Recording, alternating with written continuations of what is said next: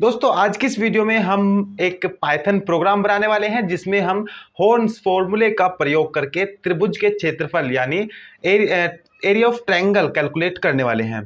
तो चलिए बिना टाइम गवाए इस वीडियो को स्टार्ट कर लेते हैं और अपने पाइथन सॉफ्टवेयर को ऑन कर लेते हैं। इसके लिए हम सबसे पहले अपने पाइथन सॉफ्टवेयर को ऑन करेंगे, आइडियली पाइथन को, और यहाँ पे अपनी कोडिंग को करेंगे।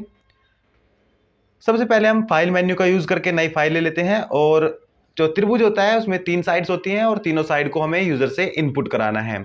इनपुट कराने के लिए हमें इनपुट स्टेटमेंट का यूज करना है और वो जो वैल्यू हमें रिसीव होगी वो हम ए, बी और सी वेरिएबल में स्टोर करेंगे। पहली वैल्यू ए में स्टोर करेंगे और जो वैल्यू है वो फ्लोट यानी पॉइंट की हो सकती है, तो हम पॉइंट की वैल्यू के रूप में उन्हें स्टोर करेंगे। इनपुट कर लेते हैं और यूजर को दिखाते हैं एंटर फर्स्ट साइड। हम यूजर को दिखाएंगे एंटर फर्स्ट साइड।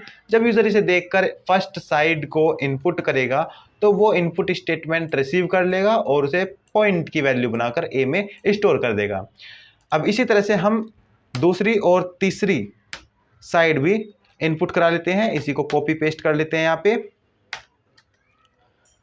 दूसरी वैल्यू हम रखेंगे बी के अंदर और तीसरी वैल्यू हम रखेंगे सी के अंदर। फर्स्ट की जगह पे यहाँ पे लिखेंगे हम सेकंड और यहाँ पे लिखेंगे थर्ड।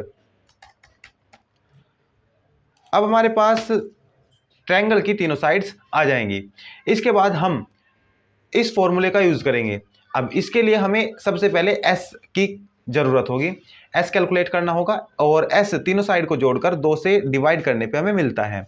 तो एस निकाल लेते हैं। सबसे पहले तीनों साइड्स को हम सबसे पहले जोड़ेंगे, ए प्लस बी प्लस सी, और उसके बाद इसे 2 से डिवाइड कर देंगे तो हमारे पास एस आ जाएगा। अब इस फॉर्मूले में हमें स्क्वायर रूट के अंदर सारा डाटा लेना है।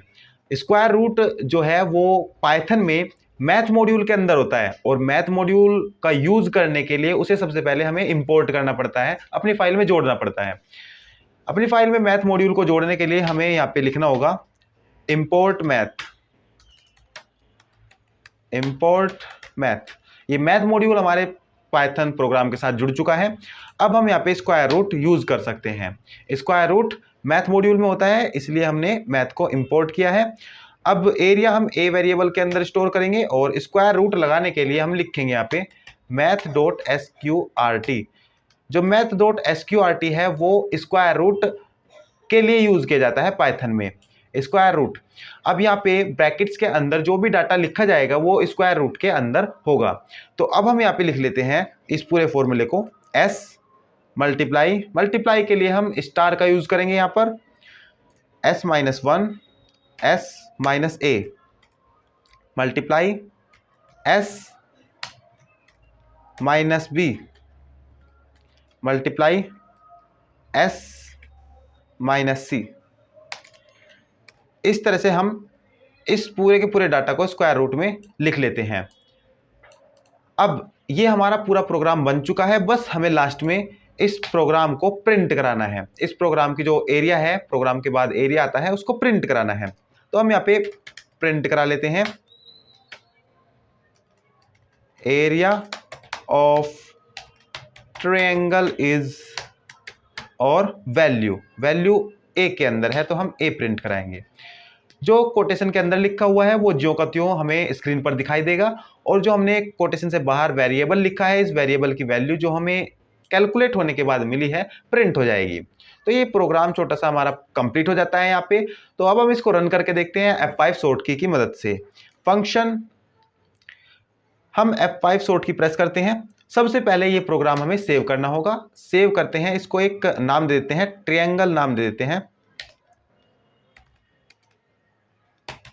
ट्रायंगल नाम देके सेव कर लेते हैं। सेव करते ही ये रन हो जाएगा और यहाँ पे एंटर फर्स्ट साइड के लिए पूछा जा रहा है तो हम 3 इनपुट कर देते हैं, सेकंड साइड 5 इनपुट करते हैं, थर्ड साइड 4 इनपुट कर देते हैं और यहाँ पे हमारा जो ट्रायंगल का एरिया है, त्रिभुज का क्षेत्रफल, वो 6 आ जाता है। इसी तरह से हम इसे एक बार और रन करके देखते हैं F5 शॉर्ट की मदद से, और अब की बार कुछ डिफरेंट वैल्यूज 6, 8 और 4 इनपुट करते हैं तो ये हमारा एरिया आ जाता है 11.618। तो इस तरह से हमारा ये प्रोग्राम वर्क कर रहा है।